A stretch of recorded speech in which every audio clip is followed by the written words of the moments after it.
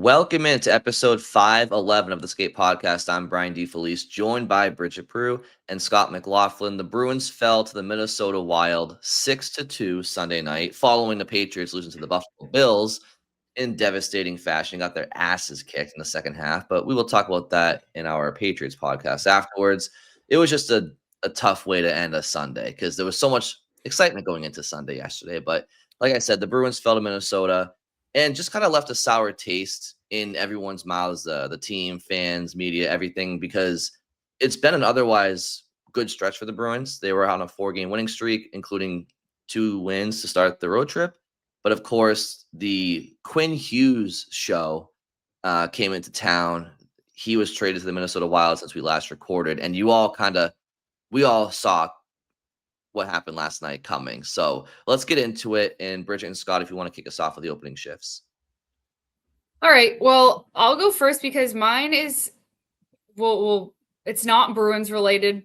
It's something I just want to tease and we'll get back to it later. So Scott and I were both at the final game at Matthews Arena on Saturday. What an outstanding game that was. It was Northeastern against BU. It had energy from the very beginning to the end, which, like I said, we'll get more into later if we want to. But as of Monday morning, they're starting to take stuff out of it. It is not looking like Matthews Arena right now, I'm sure. Not what everybody who's ever been, remembers in their mind of the old rink. And I want to talk about, the ceremony at the end and what Madigan said about the new rink. And there's definitely stuff to talk about there.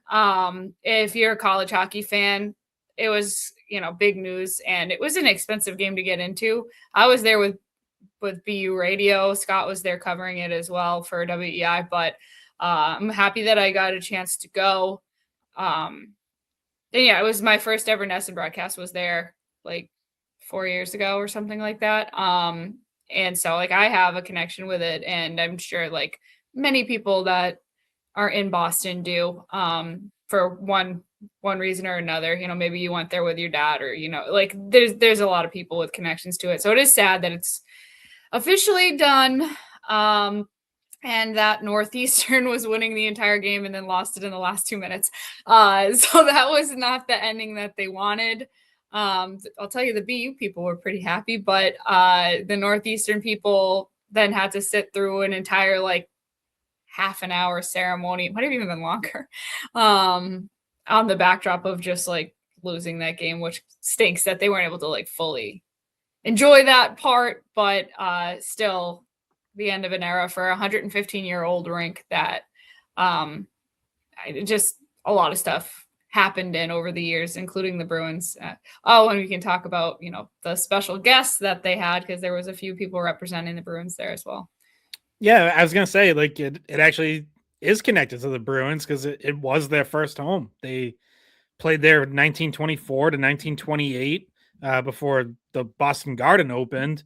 The first ever NHL game in the U.S. was there. So yeah, I definitely want to talk about Matthews towards the end of this episode, because it's been my favorite rink for a long time, going back to when I was in college, even as a BU guy. Like, I think I went to my freshman year, I went to BU's first game there, at Northeastern. Just went as a fan, and then pretty sure I went to every BU game there while I was in college, and then a bunch more after as media. So, yeah, I mean, it's a really special building, and like true old school barn. There's only a few of those left, like Alfond up in Maine, Gutterson up in Vermont, that really kind of fit that mold. And just the balcony at Matthews, like almost hanging over the ice, that's similar to the old Boston Garden. In fact, the Boston Garden balcony was modeled on Matthews, or then Boston Arena. So it's just such a cool place, and it was really cool to be there Saturday night. Yeah, it's my favorite rink to broadcast at, or was my favorite rink to broadcast at, because even I am like on the bench is what it feels like. I feel like I'm like on the Northeastern bench. I'm like, I can help them draw up a play if they need me to. It's really easy to see the ice. It's like a broadcaster's dream because you're so close. You can read all the nameplates, all the numbers. It's no issue. You're not way up high. So it's a great spot for, a lot of stuff. The press box too, I've never sat on that side, is even closer than where I broadcast from. Like you're on the away bench on the other side, and yeah, you're like basically sitting on the BU bench. Like yeah, you are. I felt like I could have once again just like leaned over and checked on Yzerman when he got hurt, but it's just you're right there. But anyway, Scott, you're our next opening shift, I believe. Yeah, so mine is actually about the Bruins loss to the Wild, which, as Brian said, like this was still a good road trip for the Bruins, right? You win in St. Louis, win in Winnipeg, you come home with 4 out of 6 points. So this loss, even though it's 6-2, like not worth panicking over on its own. But what I wrote for weei.com for, after the game is that there are a couple of concerning trends that have just bubbled up to the surface in that game and are probably worth talking about now that they've actually lost. One is that the penalty kill has slipped a little since Thanksgiving. Obviously, Minnesota scored on their first 2 power plays of this game. And now, since Thanksgiving, the Bruins penalty kill 72.7%, which is 10 points lower than where it had been before that. So, through Thanksgiving, through the first 25 games of the season, Bruins penalty kill was top 10 in the NHL. They've now slipped to 16th, which is middle of the pack. Again, like still better than last year, but we know special teams really need to be a strength, both units. So they do have to get this back on track. And it's not just a product of taking too many penalties, because that wasn't really the case last night. They only gave Minnesota 3 power plays, and one was in garbage time late. So those 2 power play goals, like, it's not like those came because penalties were just piling up. So there's stuff they have to fix. They've really struggled defending zone entries. And then 5-on-5 defense too. I've highlighted this a few times, but like the analytics on their 5-on-5 defense have really not been good all year. And it's been getting covered up by very good goaltending, especially from Swayman. But it had started to turn a corner, and I won't do all this in my opening shift, but analytically, like they had started to turn a corner most of November. Their 5-on-5 defense had been better. They had cut down on scoring chances against, high danger chances, expected goals, all that stuff. Since Thanksgiving, again, looking over these last 8 games, all of that's gone back up. It's slipped again. So, I just think those are two areas worth highlighting that the Bruins need to clean up. Like 5-on-5 defense has to be better in general, and they have to get their penalty kill back on track. Yeah, no, that's really true, Scott. And I was just looking up their schedule, and their losses have been few and far between since Thanksgiving. I want to say last night was only their third loss since Thanksgiving. Yep. Yeah. So, and those 2 previous losses, it was the same trend, right? It was penalty kill was exposed, goaltending was exposed. When those 2 categories aren't there, to your point, it's no secret why the Bruins, lose those games. So, yeah, it's huge. Special teams and goaltending, we've talked about it. It has to be what this team, and it's tough to do that consistently over 82, right? But that's why we were kind of skeptical on this team coming into the year, because for that reason, it's hard to do over 82. So my opening shift has to do with just the crazy standings this season and how tight they are. It is honestly laughable. And at the same time, I'm kind of here for it. I mean, there's so many times, so many seasons, especially in the Atlantic Division, where you have your top 3 teams set all year. 2 and 3. You know who your 2 and 3 seeds are. First place maybe runs away. Fourth place is way out of it.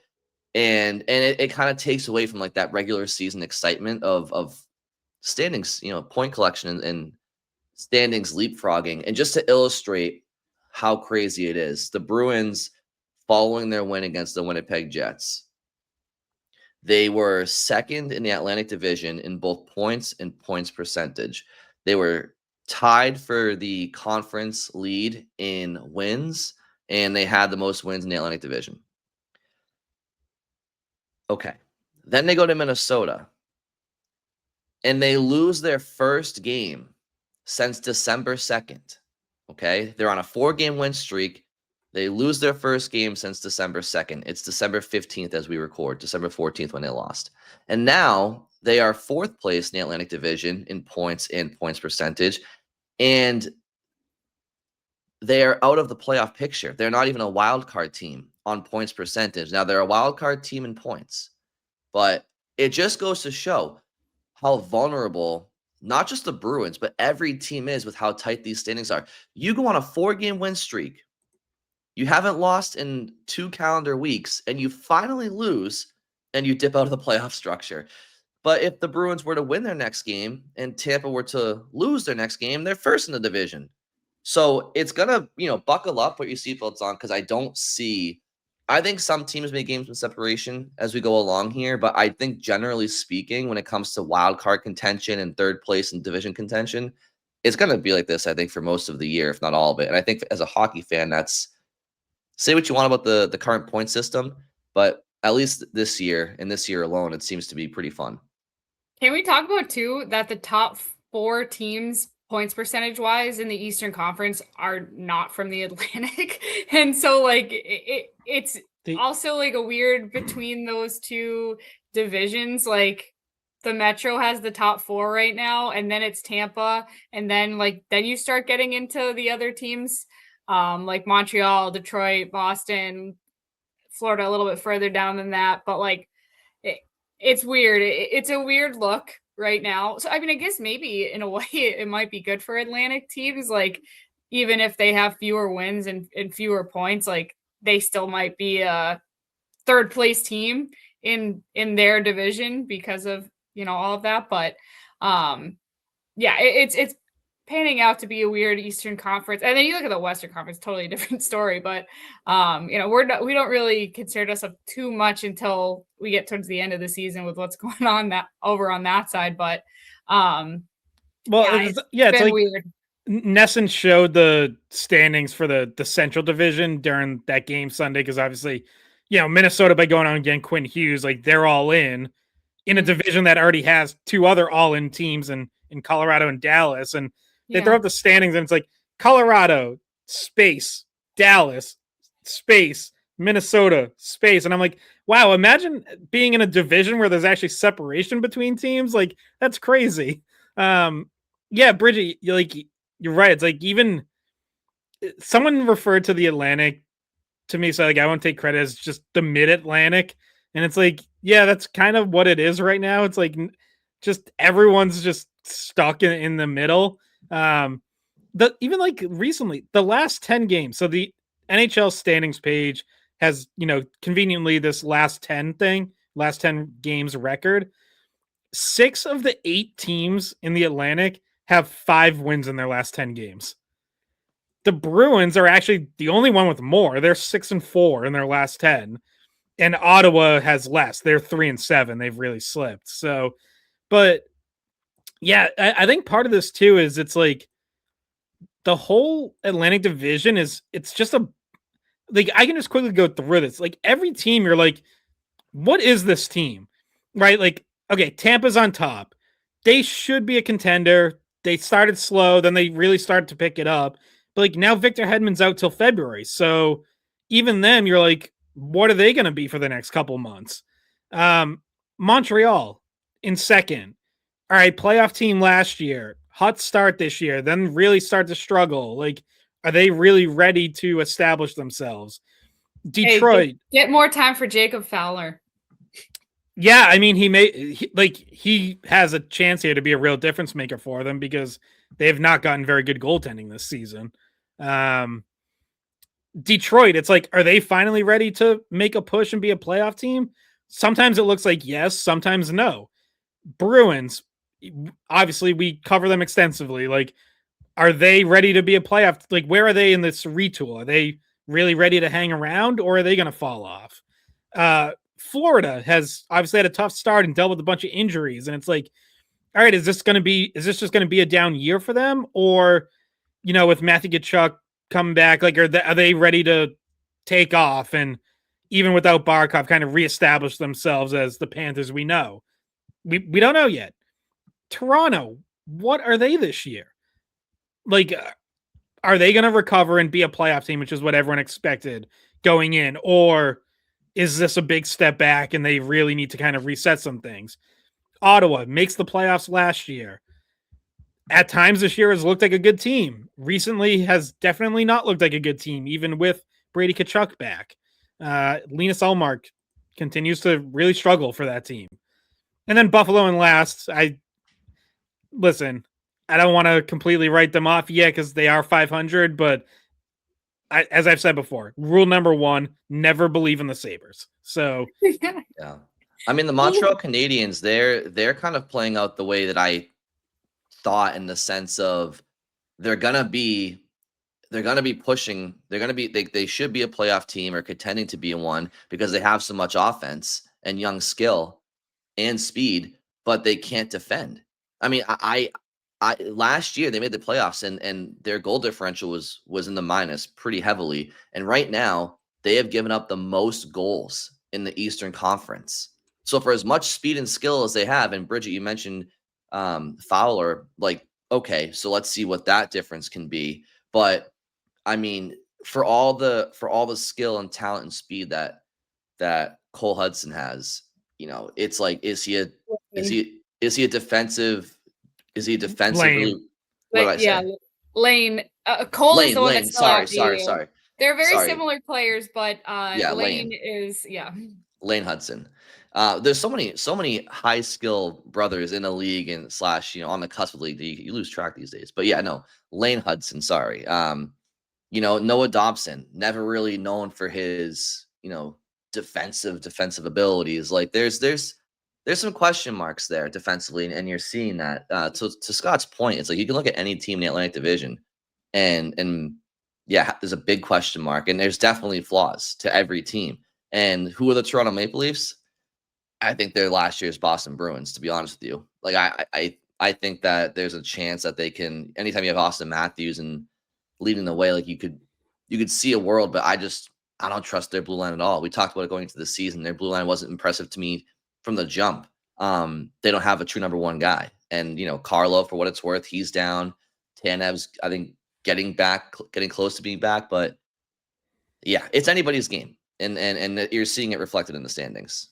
Yeah, not a single team in the East is below 500, and yet it's just a weird situation. And yeah, it changes every single time we record. It's like, oh, the Bruins are in second. Oh, nope, they're in ninth. Oh no, they're in third. Like it bounces so much. I'll also just say quickly, it may have burned the Bruins last night. Quinn Hughes going to Minnesota. Bullet dodge there, him not going to Detroit, which is a place he was speculated to go. I mean, New Jersey as well, but that more impacts the conference as a whole, but more so the Metro. But if he were to go into the Atlantic Division, yeah, no, they did dodge that bullet for sure. Yeah, I mean, like that had Detroit got him, it's like that would have been the kind of move where I wouldn't have been ready to declare Detroit a contender or anything, but I'd be like, okay, that really should be a playoff team. Whereas right now they're just one of many teams you're unsure of. And, even the Metro division, it's like, all right, I'm confident Carolina and Washington at the top, they're going to hang around. Like, I think those are clearly two good teams. They're going to be up there all year. But then even then it's like the Islanders and Flyers, third and fourth in that division on points percentage.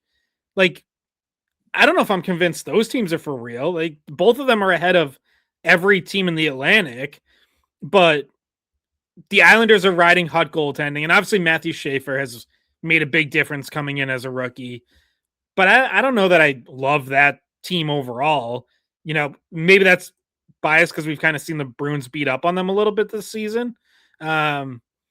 Philadelphia, I'm definitely not sold on them yet. Like I think there's still a ways to go before I believe that the Flyers are really ready to make any kind of run at it. Like we've seen that team get off to hot starts before and fade dramatically as the season goes on.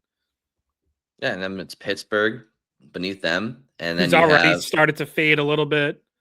Pittsburgh. Then you have the Devils without Jack Hughes, which is again like clockwork. That's their issue every year. Is Jack Hughes goes down, and then it's like, who are you after that? And then you have the Rangers and Columbus, who honestly Columbus is a bit surprising to me because I thought they'd really took a step forward last year. And they have some good young pieces, I thought, and but I thought that they were one team that I thought were going to take a step forward again, but they haven't. But yeah, the wild East. Yeah, the way to call it. It's also like I don't know, another weird thing playing out, and I'm going to pull this up right now and check, but just the depth of like what Eastern teams are projected to finish with points wise versus teams in the West, like so the Bruins play Utah on Tuesday, who could very, very well end up being like the 8th seed or, the second wild card in the West. And Money Puck's point projections have them finishing with 88 points, which I think there's like 12 or 13 Eastern Conference teams projected to finish with more than that. So just like a weird dichotomy between the two conferences where it's like the West is very top heavy with some truly elite teams that are already running away from the pack. But then like by the time you get to those wildcard spots, it already drops off a lot. Like you could very well end up with a playoff team under 90 points.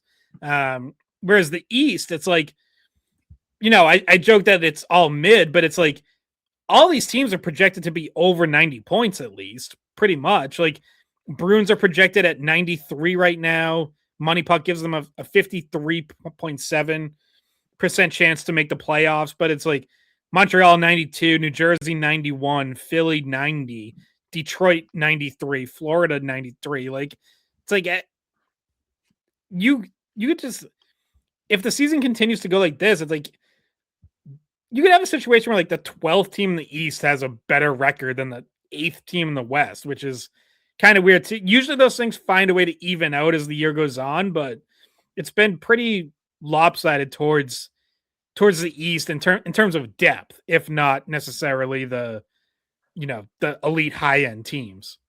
Well, how do you like this kind of situation will make for a really interesting trade deadline. It's just like imagine all of those teams that are still in the picture. Like some of those ownership groups and some of those GMs are going to be willing to try to make a big move to be that team that makes it. It almost feels like maybe is this the kind of year where you do see more guys move early? Like we see Quinn Hughes move before the deadline. Like in the East at the very, like at least there's incentive maybe to do it early because then you are not, oh, let's hope we make the playoffs as a bubble team. Like it's like, okay, we're going to set ourselves up to be in the playoffs, get a little bit of a cushion in between being a bubble team and the rest of the pack, because it's going to be a pack that's a thick pack, I guess, this year. And I don't know, maybe we see the way this plays out change the dynamic of when trades are made, or just people's, like, we'll find out who's willing to make the gamble and gamble, like, their long-term assets or their future assets for a win now in a conference that's so unpredictable. Well, see, I don't look at the Quinn Hughes trade as one that is an indicator of the deadline or more moves coming, because that was a unique situation of him wanting out. Yeah, but at the same time, like, it makes more sense to not like sit around and wait for that to like, to pull the trigger on it. When they did. Yeah, I just think Vancouver looked at it. Vancouver struck. They're one of the few teams that like they are, decisively struggling right now, and I think that Quinn apparently told Rutherford at around Thanksgiving that he was not going to resign this summer. So Vancouver's looking at themselves as a seller already, where most teams aren't. And because they're looking at themselves as a seller and they have their franchise player that's on the way out. But I think the trade deadline landscape it might be one where it could, for the few sellers, if they decide, it could be a good market for them, because I think that there's going to be a lot of teams that don't view themselves as sellers. And so, so like if you have like a Victor Arvidsson type, let's keep it to the Bruins, for example. I'm not saying that the Bruins are shopping him, but I feel like a Victor Arvidsson type might get you more this year than last year or next year, because I just think that I think there's going to be very few sellers. Maybe I'm wrong. Maybe the standings start to show some separation in the next couple of months here, and teams know who they are, and they're like, all right, it's not our year. But if you have, to Scott's point projections earlier, especially in the Eastern Conference, if you have that many teams that are going to be around the trade deadline being like, hey, we're in this, like we have as good of a chance to make the playoffs as the guy next to us, then they might do something like the Bruins, where maybe they just kind of stay pat, or you know what I mean? Because I don't think there's going to be a lot out there anyway. Yeah, I definitely, as it relates to the Bruins specifically, like they should not get trapped into thinking like, hey, let's go for it this year. And, like, hey, conference is wide open. Let's make a run. Unless like they really go on a run over these next couple months and become a team that starts to separate themselves from that bubble. And unless their underlyings really improve, and that's like what I highlighted in my opening shift, like the 5-on-5 defense in particular, like if they really clean that up and become a truly like stingy defensive team, then maybe my mind starts to change. But in general, like this should not be a year that the Bruins are buying anything short term. If you want to talk about a player out there with term who can be part of, the next 3 years, like, okay, like I'm always open to those opportunities. And there's been some rumors out there. I saw Elliot Friedman brought it up again, I think on Saturday, either Saturday night or Sunday, said that, the Bruins have been poking around for a scoring winger. And like he mentioned Matthias Michelli, who isn't working out in Toronto. Like, I'm not really that interested in that. I'm like, well, what if Matthias Michelli doesn't work out here either? Like that's it. But if you can find more of a sure bet with some term, okay, like I'll explore it. But otherwise, no, like either stand pat or even sell off your pending free agents if you're not going to re-sign them. So Arvidsson, Andrew Peak, like if you're not going to re-sign those guys, be willing to trade them. And then maybe you do a little selling and buying, right? Like sell those guys if they're not part of your future. Look for someone with a couple years of term. I think that could make sense depending on what the deals look like. But yeah, it will be fascinating though, because I think you will see. I think you'll probably see surprises both ways. Like you'll see someone. I think for a lot of teams, it's going to come right down to the deadline, like week of the days leading up to it, where someone's going to get a little bit hot that final week and trick themselves into thinking they should go for it. Someone's going to cool off and maybe sell, even though they're right.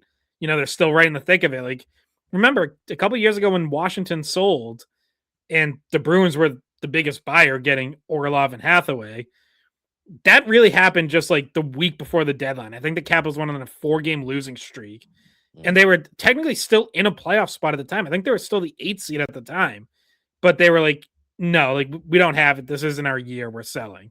So I think there could be a lot of teams that it comes right down to it. So yeah, the teams that are clear contenders are clearly out of it.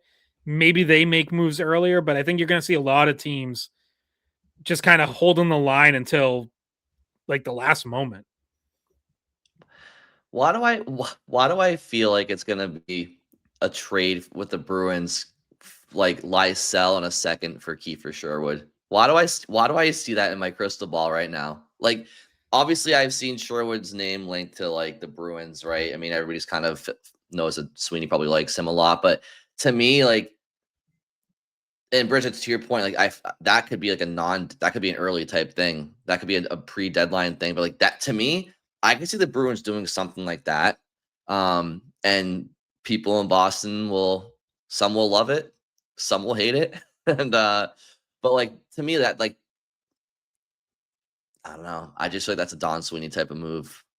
Yeah, I mean, it's interesting too because it all affects, like Scott has said in the past, like it all affects their psyche too. Like if you give them like a little boost of confidence, like, oh, we're actually buying like this, even if it's a small small move, like you're saying, like we believe in you guys, can go a long way mentally. And so like it's just and the NHL playoffs are the Stanley Cup playoffs are as unpredictable a playoffs as you could possibly find. So I do think that teams that I mean, you saw what happened with Florida when they were the 8th seed. Like they went on to win a Stanley Cup. And like you can convince yourself that if you make the playoffs, like it's anybody's game, right? Like I fully believe that there's a bunch of guys in the Bruins locker room that think all we got to do is make it, like, and we're set, like we're just as able as anyone to get our what together and actually make a run. Would you guys do something like that for Kiefer Sherwood? Like even if it's not Lysell in a second, like say like Lysell in a third or something like that. Like since we're here, we haven't really talked about it much, but you're right, Brian. Like that rumor's kind of been going around for a while that the Bruins are one of the teams interested in him, and obviously the Canucks are already selling. Sherwood is a free agent after the season. I think you would have to be signing him to an extension. Again, I have no interest in a rental, but would you do something like that? Sherwood's 30 years old. He'll be 31 by the end of the season. So I don't know what the extension looks like. Is it 3-4 years, something like that?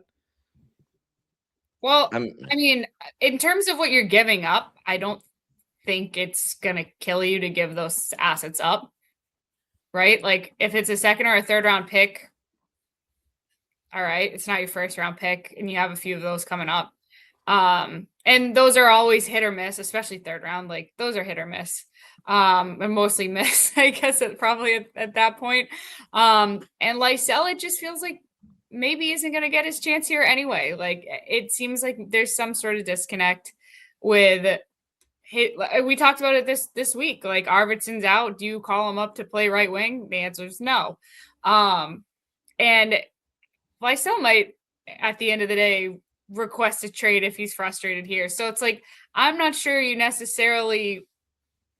not hurting yourself by giving up those assets. You're talking about a guy who may be an NHLer in the future, but hasn't here in Boston.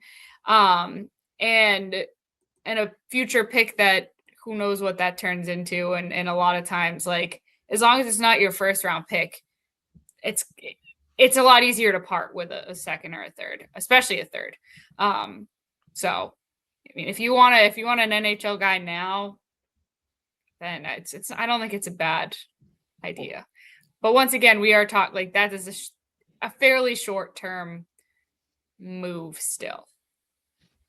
Yeah, I mean, I think there's a few ways to look at it, and the first is I want to see you've invested in Lysell for 4 or 5 years. I want to see him in a spoked B, at least for a small sample, to see if you can reap the benefits of him and not have to, give him what Sherwood would probably want in the summer and on probably some uncomfortable raise. But at the same time, to Bridget's point, I don't see Lysell getting that chance here. So if he's a dead asset, and I'm not saying he is, but if that is the case, if he's a dead asset in Boston, then you might as well bring in an NHL caliber player who has some good speed and physicality. I think Sherwood's a bit redundant in Boston. In the physicality department, I think he brings some more speed than some of Boston's physical players right now, like Jeannot and a Kastelic. So he does bring that speed element. I think Boston's lineup could use. So yeah, I'm with Bridget. I think I would do that if I know and again, the Bruins know what we don't. The Bruins know if they intend on playing Lysell, right? Like they know these things, we don't. So if they know that he is not somebody that's, long term for Boston, I think you do it. I think you do it, Yeah, and Sherwood I think would be offensively an upgrade over, your Jeannot and Kastelic. So he's more of like a true top 9 guy. I don't think he's really a top 6 guy. I think he's a third liner ideally, but last year 19 goals. Perfectly. Yeah. I mean, I like the player. So I want to say that right off the top. I like the player. Yeah. Last year 19 goals, 40 points in 78 games. This year started really hot. I think everyone knew that was unsustainable. They knew, at one point he was top 5 in goals. He was up there with Morgan Geekie and Nathan McKinnon. It was that wasn't going to continue. And sure enough, I was just looking. He has 1 goal in his last 12 games. So the cool down came for him. But still 13 goals, 4 assists in 32 games. I think that's about what you're going to get is half a point per game. So you're talking about a 40-point guy, basically a 20-20 guy, or maybe he pushes 25 goals, with the physicality. And I think he's a good defensive player. Brian, you mentioned he has some speed. Yeah. I think that's a valuable player that I would like to have, even if it is a little redundant with a couple other guys in my bottom 6. So yeah, I'm with you. I'd like to see Lysell get a shot at some point this year. We saw the 10 games the end of last year, but it is hard to ignore the fact that it just feels like he's not in their plans for the future. And I don't know what his value is to other teams, because I think other teams see it too. We talk about, we talk with Mark Diver about the flaws in his game, and he still makes some bad decisions. And it's yeah, guess what? All these other teams that send their scouts to AHL games, they see it too, right? So no one's going to look at Fabian Lysell and be like, ooh, that's still, a first round caliber talent. That's just not going to be his value in a trade. So if his value is him and a pick gets you someone like Sherwood, and that's the best you can do, and Lysell's not going to be the centerpiece of something bigger, then I think I would be okay with that. Again, just going off the base of the Bruins clearly don't see Lysell as much more than that. And I'm not sure that other teams would really value him a whole lot more than that either. Let me ask you guys this, because I think Sherwood's gone, right? I think, Vancouver's there. I know they're trying to stay competitive right now. That was important to them in the Quinn Hughes return, which we can touch on that return as well. Zeev Buium and Marco Rossi and first round draft pick and was it Liam Ogren? So we can talk about that return, but clearly Sherwood's probably going to sign somewhere in the off season, and I don't think it would be Vancouver. I think Vancouver's probably going to try to recoup some assets for him. What if the ask wasn't what we just talked about? What if it was, say, maybe it was Matt Poitras straight up, or Matt Poitras and a later round pick? Would that be something that you would hang up on? I wouldn't hang up on it. I'm thinking about it now, so I would consider it. And again, it kind of comes back to what is Matt Poitras' value right now to the Bruins and to other teams?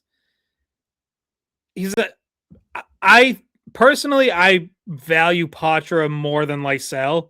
I think even though Lysell's putting up more points right now in the AHL, I think Poitras plays a more complete game. I think he's a smarter player. I think he gives a more consistent effort. Obviously, not as fast a skater, doesn't have the burning speed, and maybe doesn't have as much pure offensive talent. But I still think Matt Poitras can have an NHL future. But again, just based on like the way the Bruins are building, I do wonder if it's here.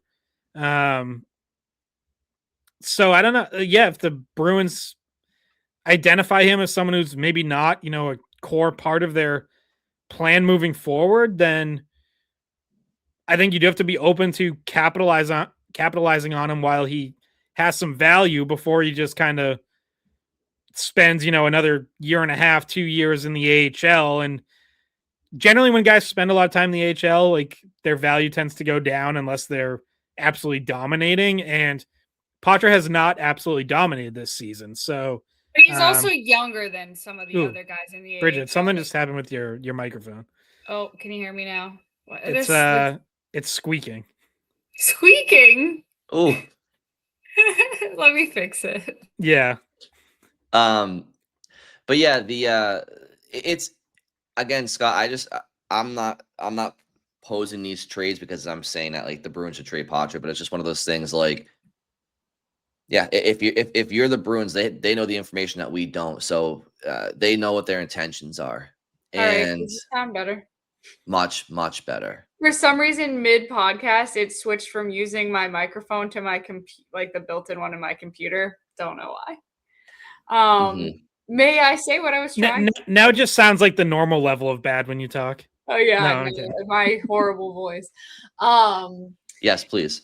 So what I was saying is Poitras is younger than, like we were talking about, because Scott, you're saying so the longer someone's in the AHL, the more that teams are like, I don't know if they're worth anything. But like for a younger guy, it's a little bit different. Like he's still only 21. Like there's plenty of case to be made that some guys at that age should be in the AHL and should be developing like still. So I don't know if it necessarily affects him as much as it would affect somebody that's 24, 25. Like then you're like, all right, this guy is at the tail end of the like I'm still learning and growing kind of situation. I mean, kind of along those lines, and this is something I meant to bring up last week, and we just kind of never got there, but now's a good time. Did you guys listen to Morgan Geekie on Spittin' Chicklets? Yes. No. I thought there was an interesting part of that conversation when he was asked about his brother, Connor, who actually like very similar to Poitras, and in fact played with Poitras on the Canadian World Junior team, same age, 21, and has been bouncing up and down between the NHL and AHL a bunch, more time in the AHL this season. And Morgan Geekie said on Spittin' Chicklets, like, he was kind of asked about like his brother going through that. And he's like, do you kind of share any advice with him?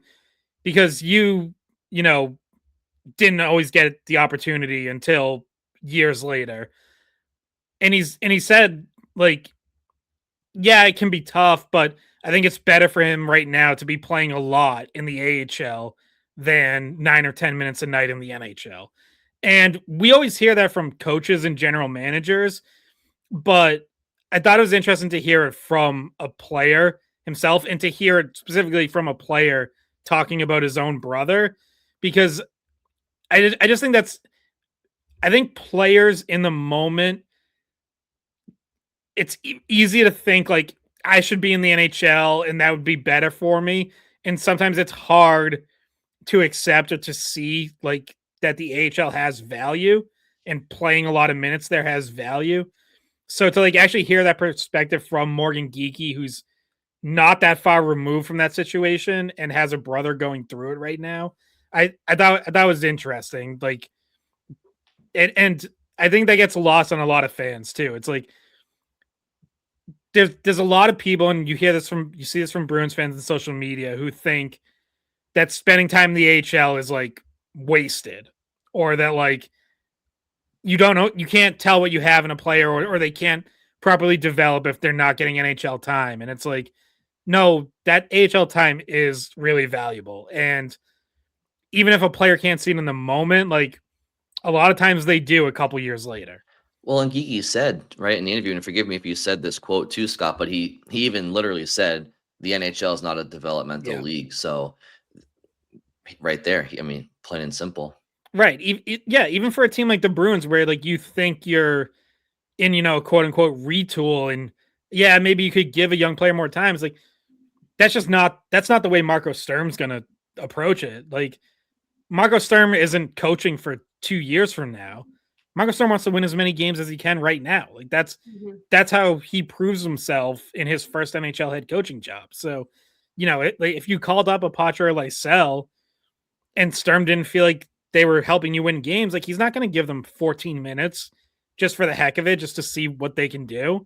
He's going to play them the amount of minutes he thinks they deserve based on how they're contributing to the Bruins winning or losing games. I know too, when people are listening to us talk about like the value of like Lysell and Poitras, and should you trade one of them to get an older guy, they're probably shaking their heads and, pulling their hair out, because there's a lot of people that listen to this that are very high on either one of those two, maybe both. And also have the mindset of you shouldn't be getting rid of your prospect pool and your future assets, because we know the Bruins have, over the last few seasons, it's gotten better with the Hagen's pick and with them getting some of the draft picks that they've traded for. But the ratings of their prospect pool have been poor. And their short-term or their future assets in terms of picks had been depleted as well. So I know a lot of the fan base thinks, why would you do that for an older person like Kiefer Sherwood? Keep building on and keep growing the guys that you have, adding to it, letting them develop, seeing what you have in Boston with that. Like, I know that is there's a section of the fan base that probably feels like that. There is, and there's also fans who feel that way or felt that way, but also there's a difference between what fans would do versus what fans know management will or won't do, and they're starting to realize that as well. Like, for example, one of our listeners, Kim, who sends us questions quite frequently for mailbags, and a lot of times it's about prospects and Poitras in particular. She sent me a question recently about, basically it was something along the lines of what's the future for Poitras with XYZ centers in Boston and Hagen's drafted and blah blah blah. And it was like, if there's no future for him here, like then, and she's pro Poitras, like likes him a lot. But it's like, if there's no future here for him, like then like should they just look to move him and get something? Like, and it's like that's what these conversations are about. It's not about, oh, does Bridget, Brian, or Scott, do they believe in Lysell or Poitras or not? It's about asset management and what we believe management is thinking regarding these players, right? It's like, and that's the $1 million question I said a few minutes ago, but we don't have their intentions in mind. Like, we don't know what management believes. They do, obviously. So it's not hypotheticals for them. Like, they know if they don't think Lysell is going to be in Boston. So it's like, all right, let's just move on. We don't know those things. But I wanted to transition this quickly to the game. Scott, do you have a final thought on that? I did want to quickly touch on relating to another listener question. I don't have it up, but someone had emailed asking about the Quinn, and Brian, you touched on it a little, but the Quinn Hughes trade and the return and just what we thought of it. So before, I'll just quickly touch on that. So as we mentioned, it was Zeev Bouillon, who is a top defense prospect, like really high end, had already, was already playing NHL games as a regular. Marco Rossi, who is, I think he's still only 21 or 22 and trending towards a second straight 50-point season in the NHL. Liam Ogren, pretty good prospect and a first round pick. I guess I actually thought the Canucks did pretty well making the most of a really tough situation. Like, Brent Rossi, 24. Okay, so a couple years older than I was thinking. But yeah, I mean, look, anytime you're trading a truly elite franchise caliber player like Quinn Hughes, you're probably not going to quote unquote win the deal. Like, it's just, you're not getting a player of that caliber in return. But the cumulative pieces that they got, I think were pretty good. I mean, I'm a big fan of Zeev Buium. Like, he's not going to be Quinn Hughes, but I think he can be a top pairing defenseman. So that's a huge piece. I think Rossi is, a solid top 9 center, second, third line all day long. Ogren, we'll see. Like, he has, a little bit more development to go. And the first round pick probably going to be later first, so like maybe that's not as valuable. But all things considered, like, I think if you're a Canucks fan, you gotta you can be unhappy with this whole situation and how it played out, and the fact that you no longer get to cheer for Quinn Hughes, but also acknowledge that like they probably did just about maximize what they could get back for him. Zeev Buium is the kind of prospect where you say, I am absolutely not moving this player unless it's something big. Like, that is that's probably how they felt.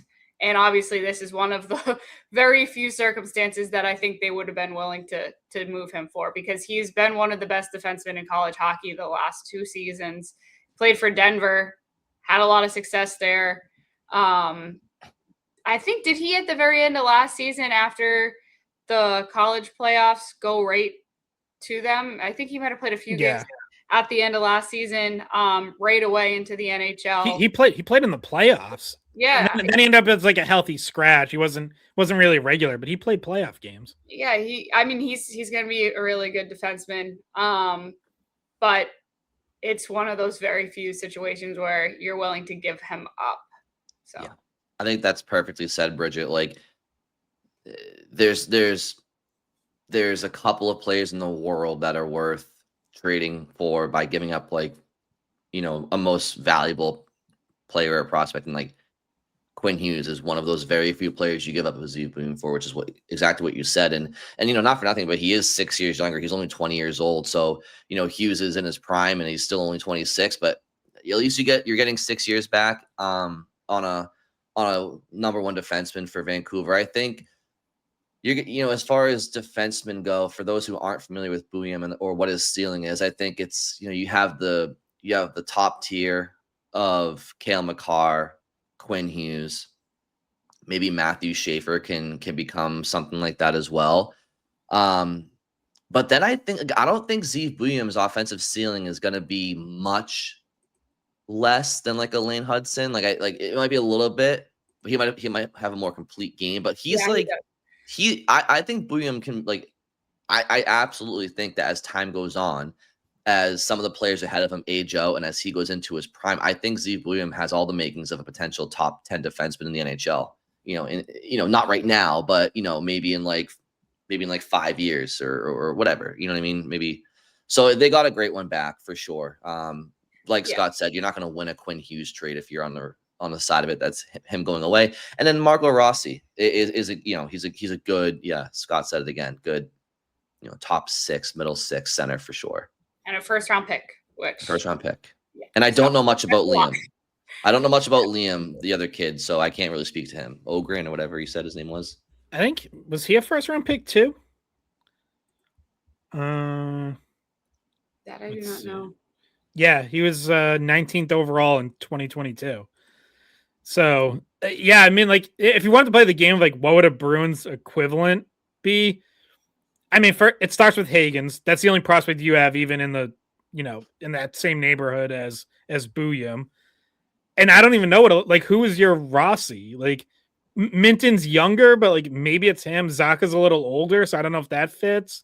And then Ogren, like another good prospect. That's, I don't, is that Poitras? Like, I mean, it's steep. Like, that's a lot.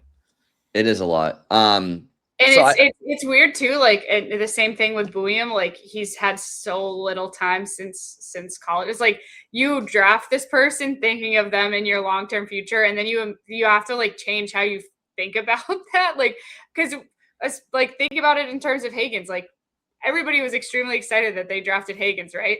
And then to like within a year, just like, she's gone. Like that's a hard But thing to do. Like you get yourself excited over something, and then you're like, well, I'm but gonna yeah, change course here.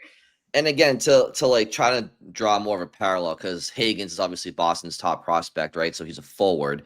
So let's do it as if they were giving up a forward. Like it would be like if you were looking forward to the James Higgins era, and then all of a sudden, like, Connor McDavid or Nathan McKinnon, is like available, right? And you're getting, and it's like, oh, okay, well, the Higgins era is gone, but we'll take the McKinnon era for the next 8 years. Like that's the but just to kind of bridge this prospect and talk and to the Bruins, because we haven't spent much time on the game in Minnesota.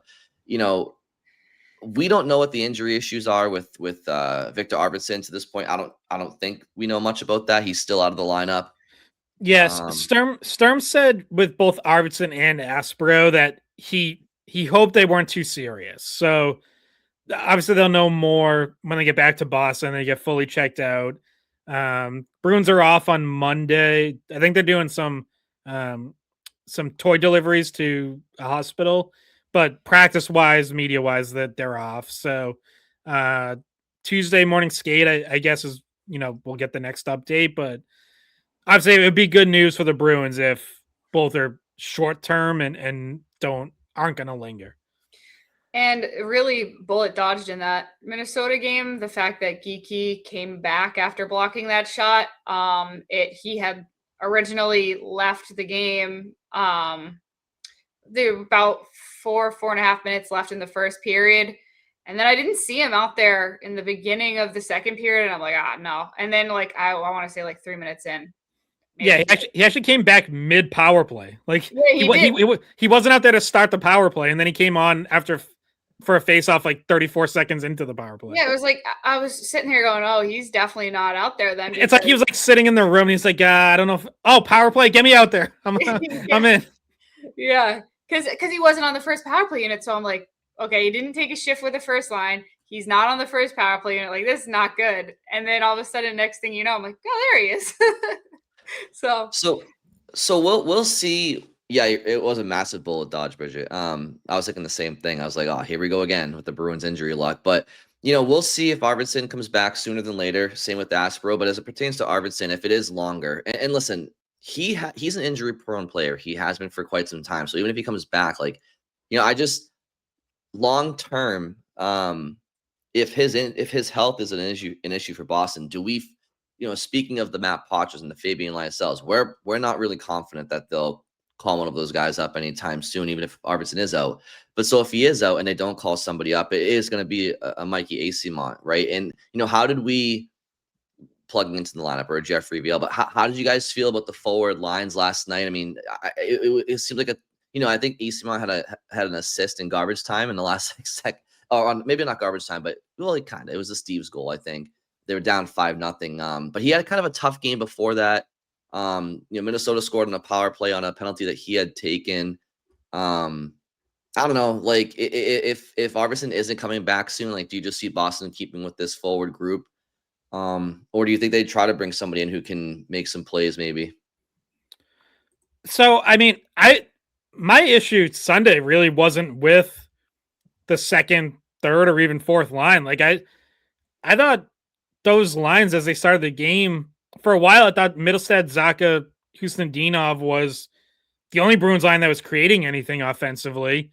And the third line was Minton, Weei-Fm, Steves. I thought they did some good things. And then they still kept that heavy fourth line together with Jeannot, Corrali, Kastelik. So my bigger issue was your top guys, honestly, borderline no-showed, which happens from time to time, but they had a big game in Winnipeg, Yeah. So I'm not about to panic over Pastrnak, Geeky, even the Zadorov McAvoy pairing I thought had an off night. I'm not really worried about any of them, but that was the bigger issue. I mean, those are the guys getting matched up against Quinn Hughes and the Kirill Kaprizov line.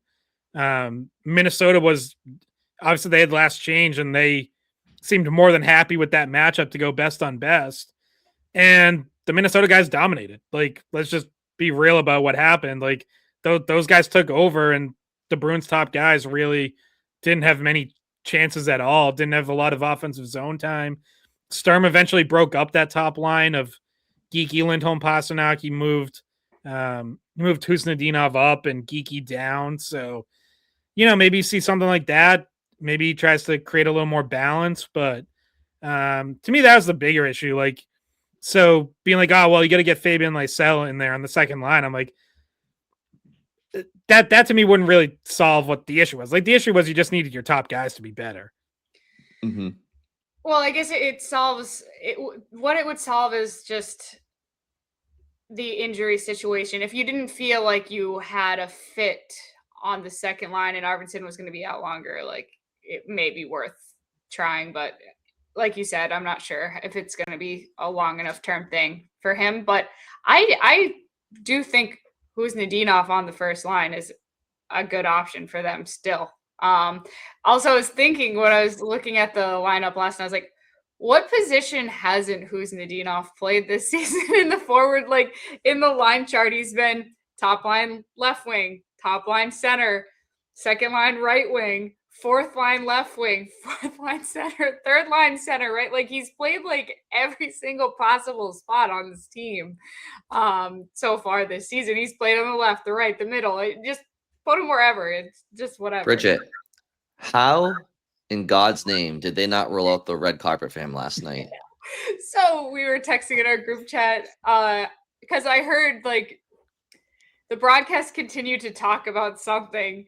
In the background, I heard the PA announcer go, "Welcome back, Murat Husnudinov," and like the teammates were just giving stick taps on the bench, and like I'm like, "That's it? No video? No." Me and Scott. They had the camera on the Minnesota bench at that point, and it was like that was the like light golf clap of stick taps. Like, it was, I was like, oh, these are clearly guys who are just like, I guess we gotta give them stick taps. Okay, like tap tap. All right, cool. They're gonna miss him more and more. It's he deserved the full. I mean, full video montage of I don't even know how many goals he scored there.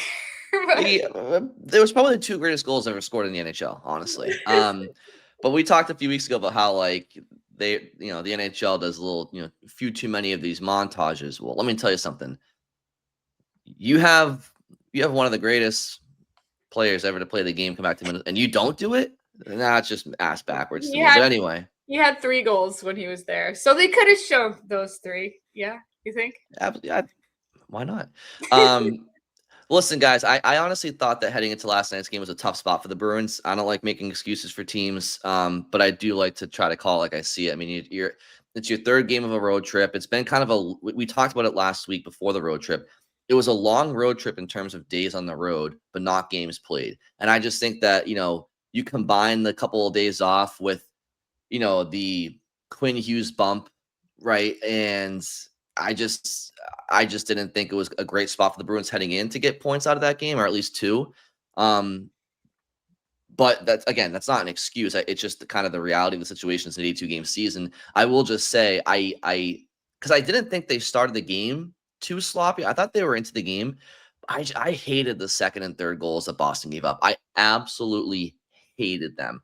The Kaprizov goal, Boldy, he comes across the Boston's offensive blue line a little bit too uncontested for my liking, but still, it's a nothing play. It's a shot on the ice that goes wide, hits a skate, bounces back in front, and Kaprizov, he beats Lindholm to the net, he beats Swayman to the post. I hated that goal. And then who did Faber pass to backdoor in a power play where Hartman. I don't know what Zadorov and McAvoy were doing there. Faber, it's not like he was coming down like Connor McDavid. He was kind of coming down, just gliding, and then he saw the Red Seas part, and he's like, "I'll take it." So I don't know what that was. It was like they just assumed he was going to pull up, which obviously is what usually happens when you have a power play entry. But it's like, well, not if you give him that much space. He's not going to pull up if you just leave a path to the net wide open for him.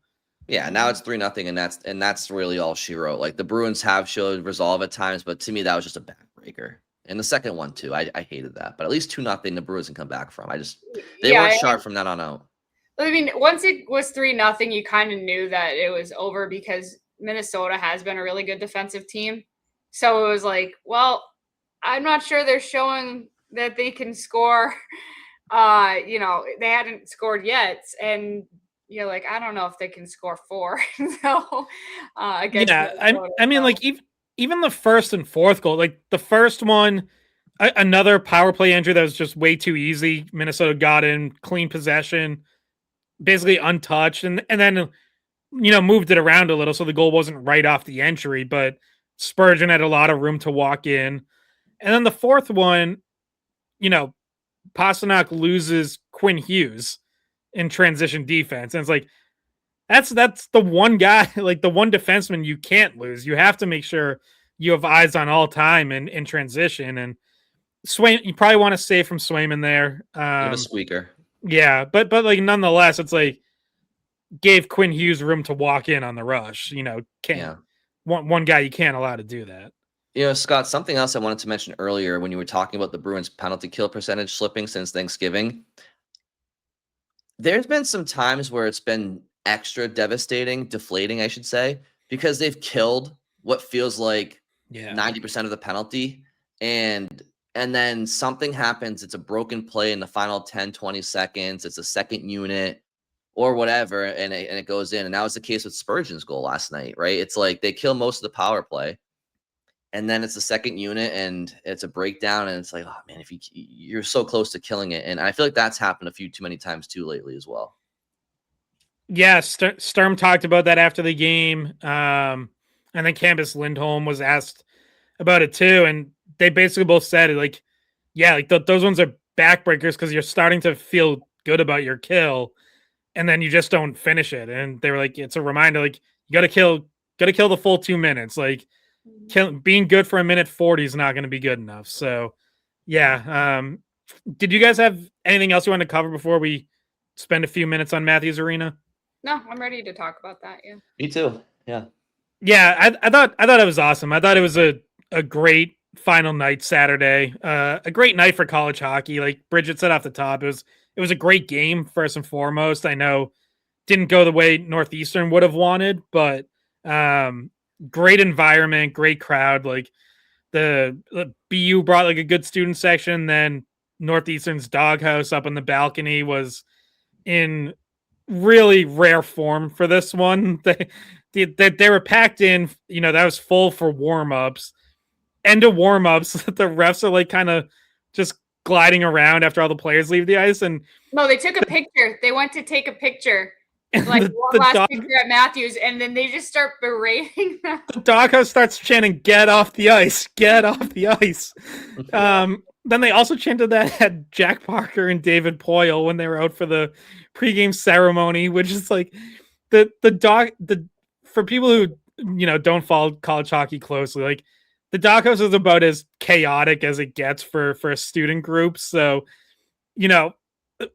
I saw people on Twitter were like, didn't that seem kind of disrespectful? And I'm like in all the best ways. Like that's what I expect the doghouse to be. Like, yeah, like go for it. Boo Jack Parker. Like, listen, I would cheer Jack Parker personally. I like him, but like, yeah, no, I would expect nothing less from the Northeastern students. The name, Scott, I don't think they even heard the name. I think they heard them introduce him. They said from BU, and that was it. Like it was just like as soon as they heard BU, booze, like just going crazy. It was okay. It was more like a bean pot. If anyone has been to a bean pot that's listening, like where the student sections go back and forth, and they won't even put the student sections near each other from like who's playing. Like they put them opposite corners. Like when every time they show someone on the jumbotron that's the opposite team, they all boo, and then their team like cheer. It was more like that. It had the feel of a bean pot, and obviously it's 2 bean pot schools. Yeah, and by the way, the BU students wore construction vests like for tearing down the arena, so that was funny too. And when they showed them on the jumbotron, the Matthews game operations, first they played the home improvement theme, and then they played the Bob the Builder song. Yeah, even the freaking DJ was in on it. But what's different too, like atmosphere wise, it was more like a playoff game or a beanpot game. What's different about that is that Matthews and TD Garden are so different. Like TD Garden's massive, right? So you fit more people in there and it gets loud, but like at Matthews, you're on top. Like the balcony you're essentially like on the ice. Like you are looking directly down at the ice. You are so much closer to the players when you're chanting and yelling and whatnot. Like those goalies that come into that building, they have to sit on the side of the doghouse twice. And those goalies just get absolutely like verbally abused. And it's and it used to be nature of the balcony. It used to be twice as loud when the doghouse had both ends of the balcony. One of the most public facing signs that Matthews was getting to the end is that for the last couple of years, one side of the balcony has been tarped off for safety reasons. They just have not been able to allow people to sit there. Yeah. But the doghouse used to take up both ends, and like they would have the Northeastern chant where one side would go north, other side eastern, which they did do at like the very end of this game. Kind of felt like just once for old time's sake, but that used to be a chant that would go back and forth to each side of the arena. Yeah, and Madigan, sorry, Brian. I just wanted to mention this about the new rink that's going to be there. He was asked, what if anything, for people who don't, Jim Madigan is Northeastern's athletic director, formerly coached there for 10 years, has called Matthews home really for like 44 years, going back to when he played there in the 80s. So he talked about it after there was a press conference after the game, after this really long ceremony that he set up and was really well done. He talked about what the new rink's going to have that might be similar to Matthews. They're going to take the facade, like the really nice carved arch that's not the big, like the front door of Matthews is going to somewhere be in the new building. And that they're doing the balcony again. Like they're keeping that feature in the new rink where it's one of the more unique things, like we mentioned off the top, where it's all the way around and you're pretty much looking right down at the ice. So yeah, I think it's going to be a little different. It's not going to be as big. It's not going to be as many rows. And I think the renderings I saw, I think one end of the new rink, unless they change it, is not going to have a balcony, but instead it's going to be the student section just go like straight up, like from the ice level, and just be like a big steep one level student section. That's weird. I actually think that kind of defeats the purpose of what they've been doing there. But anyway, because I think the student section likes to be up over top like that. But like for reference, it's not that high up, right? Like the balcony there is only a few rows, I don't know how many rows you think up from the ice to in the first section, like 12, 15 rows. I don't know. Yeah, maybe something like that. It's not like the first section is really big. So then the balcony is pretty close to the ice. So, yeah, it should be a hopefully nice new state of the art rink, but he said that it's probably not going to be ready until fall of 2028. He said August or September, but I mean, that's crazy. Like August is probably a little bit ambitious, probably more like the fall. The goal is to have it open for the start of the 28-29 season. Yes. That's crazy.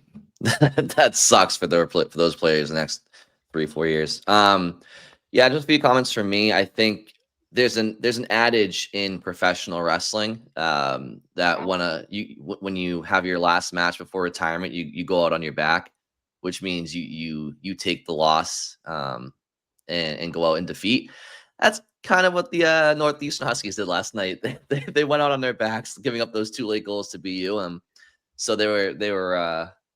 I was hoping for one last no TOT, because another feature of the doghouse is games that go to overtime, all the guys take off their shirts. They do no TOT. That's what you were hoping for? So some of the girls too, by the way. But Oh my god, Jesus, they're freaking 18 years old. Oh my Oh god. gosh. I'm not saying like whether I approve of it or not. I'm saying that's what happens. Like I've been there. I've seen it. Old Matthews Arena. Yeah, probably used for multi-purpose arena. Keep that in mind. I will say this: I've been to Matthews Arena just once in my life, and I'm really glad that I did it. It was, I want to say 4 years ago, and it's kind of hidden, right? Like it's hidden. It's Northeastern campus in general is kind of like that. It's not very easily accessible from like Yeah, anywhere around Boston. You got to drive it's behind. Go ahead, Bridget. Mass Ave. Yeah. Yeah, yeah, and so it's It Matthews yeah, unless you have a reason it to is go there. like it is by the orange line, like the Mass Ave stops right there. Yeah. Well, Um, I'm always driving. I mean by yeah, car, yeah. but yeah, like unless you have to be there for some reason, it's just not. There's no reasons to go. You know what I mean? Like, there's no, to my knowledge, like I don't think there's much like youth hockey there. Growing, I don't really know. Anyway, so Well, there is a lot of high school hockey though. Like and there always has been. It's been a home for multiple high schools in the city, and still was. I think Boston Latin and maybe Boston English still played their home games there. My sister actually played there in high school, which was really cool. I remember going to that. But yeah, it until like quite recently it was always booked, and back in the day they would have like high school hockey games there like all day on a Saturday, like from morning till evening.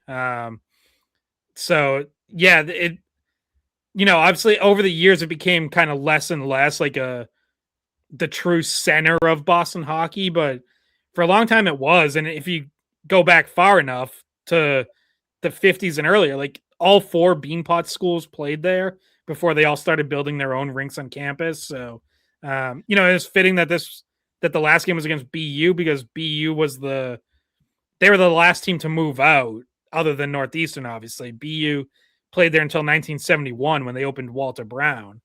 Like Jack Parker was part of the ceremonial puck drop. He played, that was his home rink when he played in college. BU didn't have an on-campus rink yet. I saw that a disgruntled Northeastern fan tweeted, "Isn't it the most Northeastern thing to do to lose to BU?" Like Matthews on their last game, like they weren't happy, but they were like, "That's fitting," because that's such a rivalry, and the frustration of dealing with that this wasn't the first time. But yeah, I know BU felt great after the game. I talked to Brennan Svoboda, who scored the last goal ever at Matthews Arena. And I talked to Jay Pandolfo, and they were walking into break because now they hit the break. Like that was it till January. So BU's hitting the break on a high note. They're pretty happy. They're sending some guys to World Juniors, hoping that gives some more confidence there. And then Northeastern now sets off on something that they have been trying not to think about, which is not having a home rink the second half of the season and having to play games at Walter Brown and Bentley and the Tongass Center in Lowell and like all over the place. So I think they had really been putting that, just blocking that off from distracting them until now, come January, they'll have to figure out what that looks like. And practicing in Dedham is going to be hard too. So it's going to be a whole different second half. They had a really good first half. I don't know what they are now. Actually, I haven't checked this morning because the polls just probably came out, but they were the second ranked Hockey East team and behind Maine, or maybe they were even higher. I don't know. So they were one of the top 15 ranked Hockey East teams. I should say in the NCAA, but they were one of the higher ranked Hockey East teams this season because they got off to a good start. They got a good goalie. So I just don't know if the second half looks the same for them or if it would show extreme composure if they end up finishing kind of where they ended off in the first semester, just because of it just feels like there's so much stacked against them that it would be very, very impressive if they're able to pull that off.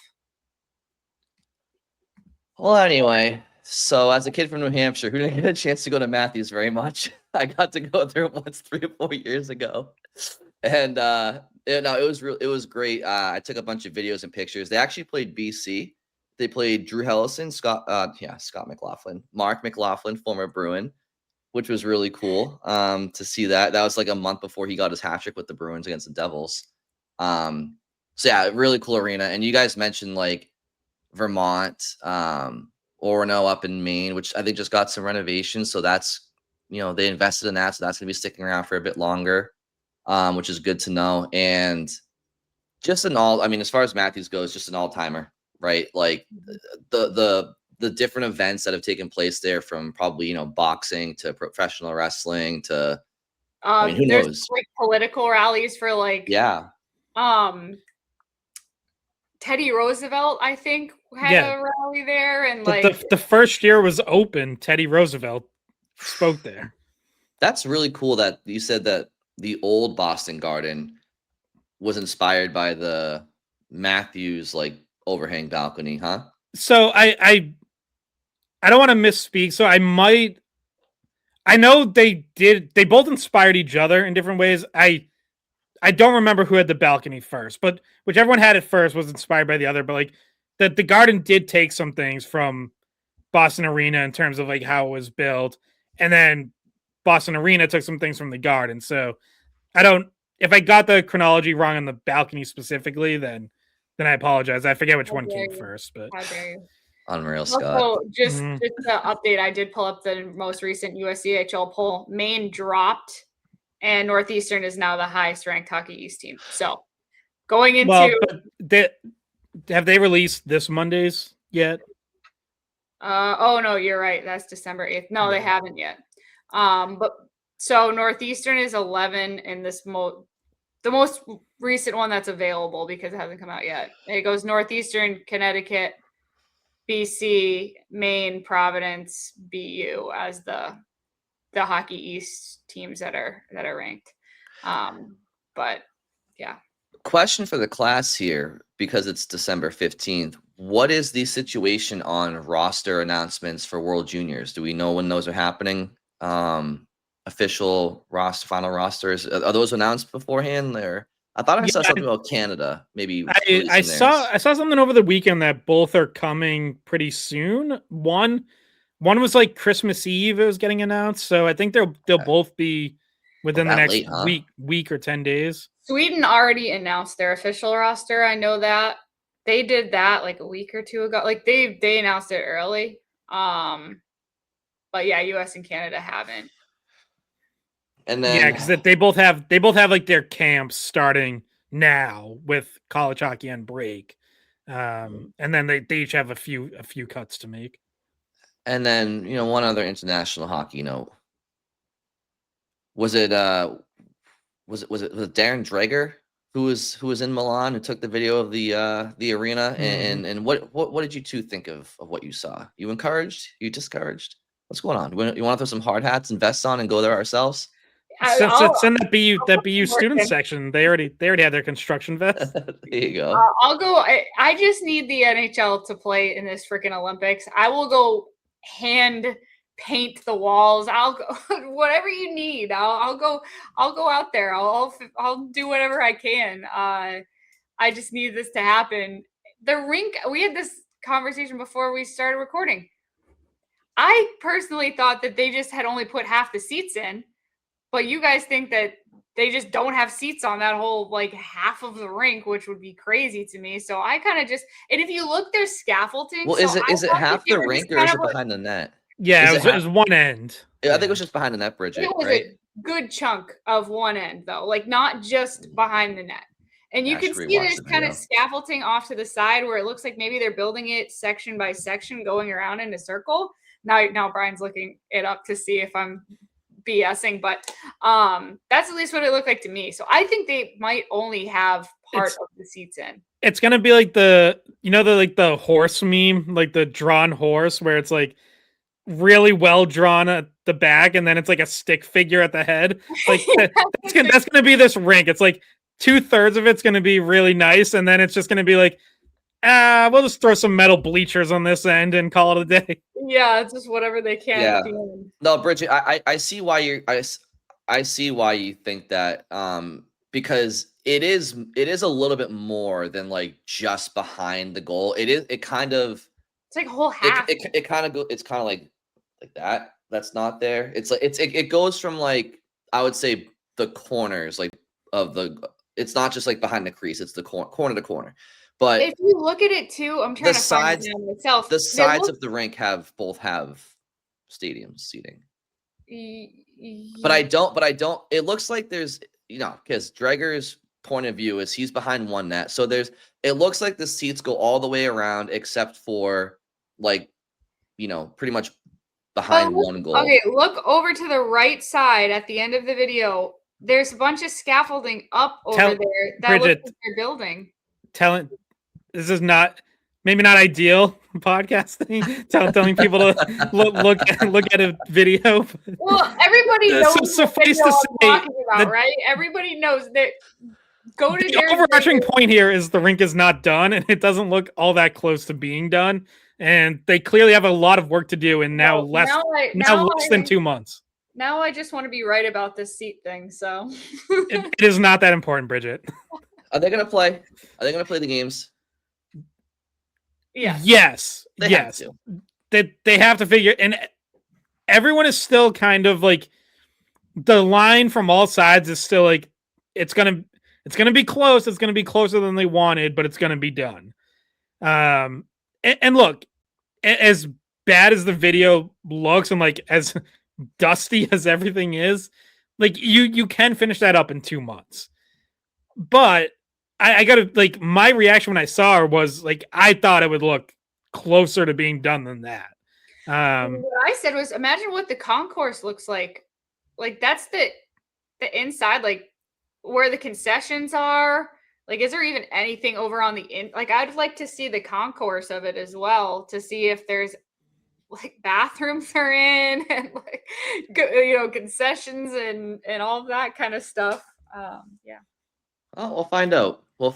It looked to me like a lot of the structural stuff is in place, and that it's all the aesthetics and T crossing and I done, and they still got to do, which again, it takes time, but people in vertical construction can probably inform us more so on the feasibility of it.